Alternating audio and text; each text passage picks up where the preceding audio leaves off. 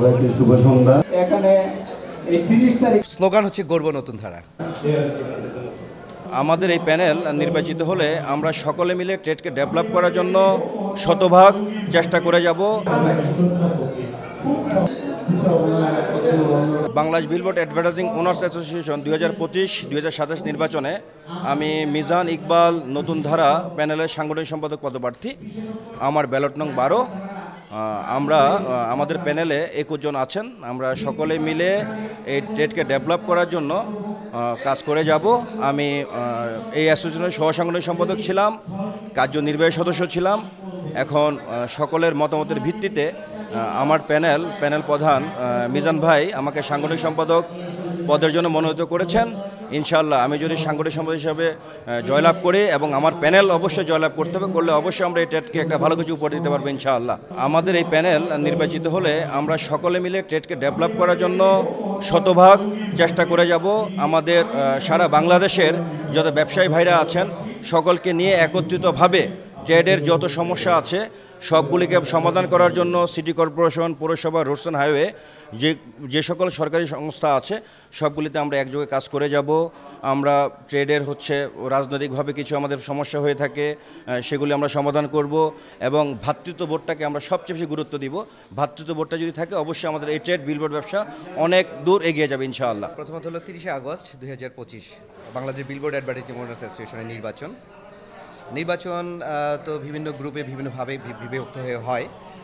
আমরা একটা প্যানেল দিয়েছি, আমাদের একটা পরিষদ করেছি মিজান ইকবাল নতুন ধারা।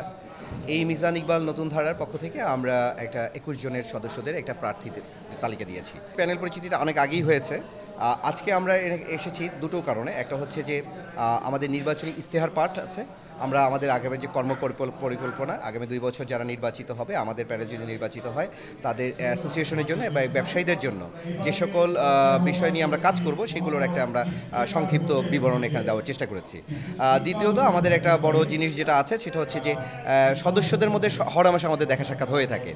তো ভোট তো সাধারণত সালে ভোটারদেরকে নিয়েই সবসময় করে থাকে। আমরা ওইটার থেকে একটু বের হয়ে এসে ভোটের যে একটা টান উত্তেজনা থাকে, ভোটের মধ্যে যে মানুষের মধ্যে যে একটা বিষয় থাকে যে ভোট মানে হচ্ছে নানা রকমের ঝামেলা, আমরা ওখান থেকে বেরিয়ে এসে একটা মেসেজ দিতে চাই যেটা ভোট আনন্দের একটা ব্যাপার।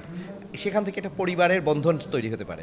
আমরা শুধুমাত্র ব্যবসায়ীদের সাথে ব্যবসায়ীদের সম্পর্ক না, আমরা ব্যবসায়ীদের পরিবারের সাথে পরিবারের সম্পর্ক তৈরি করতে চাই। সেই সেতু বন্ধনের কথা চিন্তা করে আমরা আজকে এটার নাম দিয়েছি ইশতেহার পাঠ এবং ফ্যামিলি নাইট।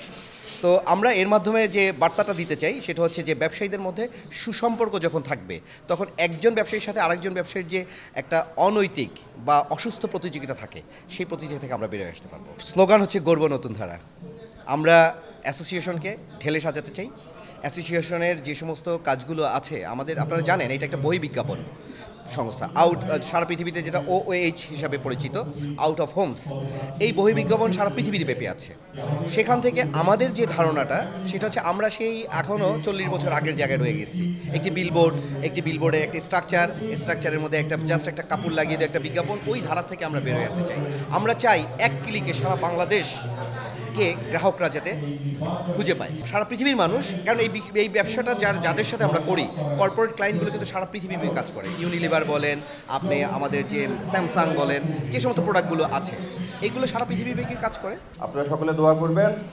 আমি আমার ব্যালট নং 12 এবং এই অ্যাসোসিয়েশনকে সাংগঠনিকভাবে ভ্রাতৃত্ববোধে আমাদের সকলের সাথে একসাথে কাজ করার প্রত্যয় নিয়ে আমরা মিজান ইকবাল প্যানেল এগিয়ে যেতে চাই। সকলে দোয়া করবেন। আমি মিজান ইকবাল নতুন ধারা প্যানেলের জন্য ভোট চাচ্ছি।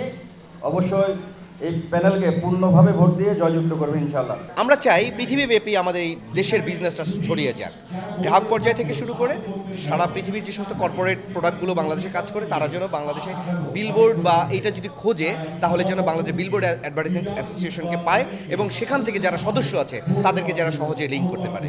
আমি বিশ্বাস করি এর মাধ্যমে সারা বাংলাদেশ একটি নেটওয়ার্কের মধ্যে চলে আসবে। মিজান ইকবাল নতুন ধারা সেই কাজটি করবে।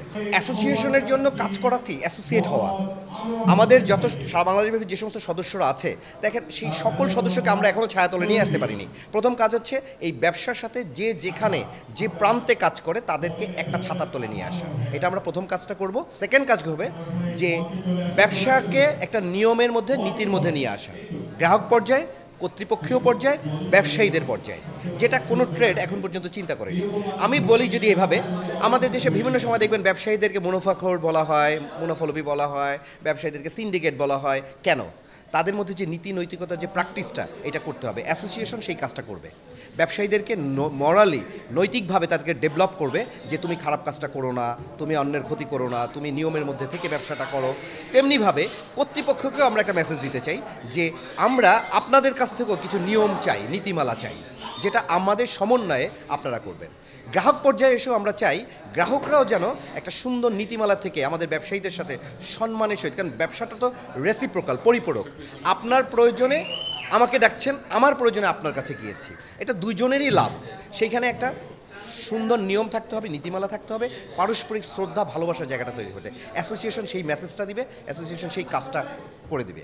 প্রথম কথা হচ্ছে বিলবোর্ডের প্রতিবন্ধকতার কোনো অভাব নেই। আর বাংলাদেশের প্রেক্ষাপটে যদি আমি বলি, এমন কোনো সেক্টর নাই যে সেক্টরে প্রতিবন্ধকতা নাই। কারণ কর্তৃপক্ষের মাধ্যমে যারা সরকার, কোনো আপনি একটা জিনিস বোঝেন, কোনো ব্যবসায়ীরা সে তার ব্যবসার জন্য সে সব ধরনের কাজ করতে পারে, কিন্তু কর্তৃপক্ষকে একটা সুনির্দিষ্ট নীতিমালা, একটা প্ল্যানিংয়ের মধ্যে আনতে হবে। আমাদের দেশে আমার ব্যবসা না শুধুমাত্র, কোনো ব্যবসায়ী আপনি যদি বলেন সুনির্দিষ্ট নীতিমালা বা পরিকল্পনার মধ্যে এখনও আসেনি। আস্তে আস্তে আসবে, দেশ আগাচ্ছে, ব্যবসায়ীরাও উন্নত হচ্ছে, ব্যবসায়ের চিন্তা চেতনা হচ্ছে, নতুন নতুন মানুষরা এখানে আসছেন, চিন্তা চেতনায় পরিবর্তন আসছেন। আশা করি এর মাধ্যমে আমাদের এই নীতিমালাগুলো তৈরি হবে। যখন এই নীতিমালা তৈরি হবে তখন ব্যবসা সুন্দরভাবে এগিয়ে যাবে। আমরা চেষ্টা করেছি একঝাঁক উদ্যুক্ত তরুণ প্রতিষ্ঠিত ব্যবসায়ী, ভালো মানুষদেরকে একত্রিত করতে। আপনি তাদের সাথে কথা বললে দেখবেন তারা প্রত্যেকেই অ্যাসোসিয়েশনকে এগিয়ে নেওয়ার জন্য প্রতিজ্ঞাবদ্ধ, ঐক্যবদ্ধ, সততা ঐক্যের মাধ্যমে তারা এই কাজটা করবে আমি বিশ্বাস করি। আমি এবার প্রথম সভাপতি প্রার্থী ছিলাম, রিসেন্ট পাস যে কমিটি গেল সেটারও আমি প্রেসিডেন্ট ছিলাম। এই কমিটির এক নাগারে 5 বছর সাধারণ সম্পাদক ছিলাম, 12 বছর দপ্তর সম্পাদকের কাজ করেছি, বলতে গেলে 22 বছরের পথ চলা।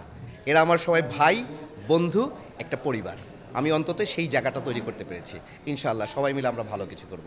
আমি চাই 30শে আগস্ট নির্বাচনে আমাদের মিজান ইকবাল পরিষদকে পূর্ণ প্যানেলকে জয়ী করে আমাদেরকে সামনের দিনগুলো কাজ করার একটা সুযোগ করে দিবেন। আপনাদের ভোট অনেক মূল্যবান, আপনারা আমাদেরকে ভোট দিয়ে মিজান ইকবাল পরিষদকে জয়ী করেন।